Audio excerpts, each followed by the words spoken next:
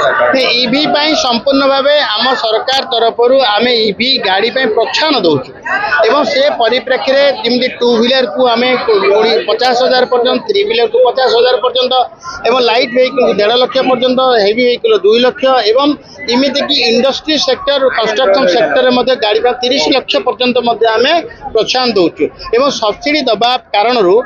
इवी गाड़ी प्रचलन लोकंर इच्छा बढ़ी जहाँफल आम आज दिन में पाखापाखि 9,10,000 इवी गाड़ी आम ओडिशा रे प्रचलन हो सारा एवं सबुठ बड़ कथा हूँ इवी गाड़ी व्यवहार करवा सहित चार्जिंग स्टेशन बड़ असुविधा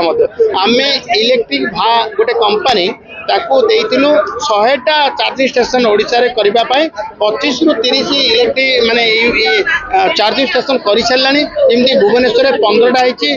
सब बड़ सहर सहित ग्रामांचल हम एवं जमी माननीय प्रधानमंत्री मितव्ययिता संपर्क में कहले जो एवं उपजित तैल संकट तार उद्धार निवारण निमंते जो भाव अपेक्षा रखिले अपील कले देशवासी सामने आम समस्ते एकमत एवं गतकाली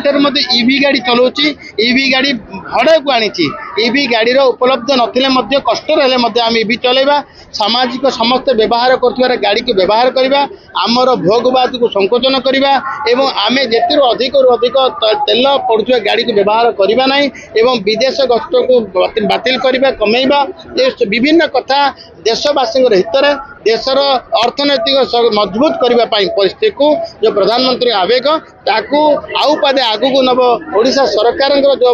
इवी पॉलिसी प्रोत्साहन ताकू देखिए इवी मार्केट बढ़ी गतकाली भी कही एवं चार्जिंग स्टेशन आउ 152टा चार्जिंग स्टेशन आम तुरंत ओडिशा करूँ आपण मान जरिया निवेदन करने चाहे आम समस्ते प्रधानमंत्री जो अपेक्षा आग्रह अपील ताको अक्षर अक्षर पालन करवा प्रधानमंत्री आरंभ हो सारी आम समस्ते आम ठार आरंभ कले जनसाधारण मत को ग्रहण करेंगे से समस्त आप जरिए कही रखे समस्ते प्रधानमंत्री अपील को अक्षर अक्षर पालन करें।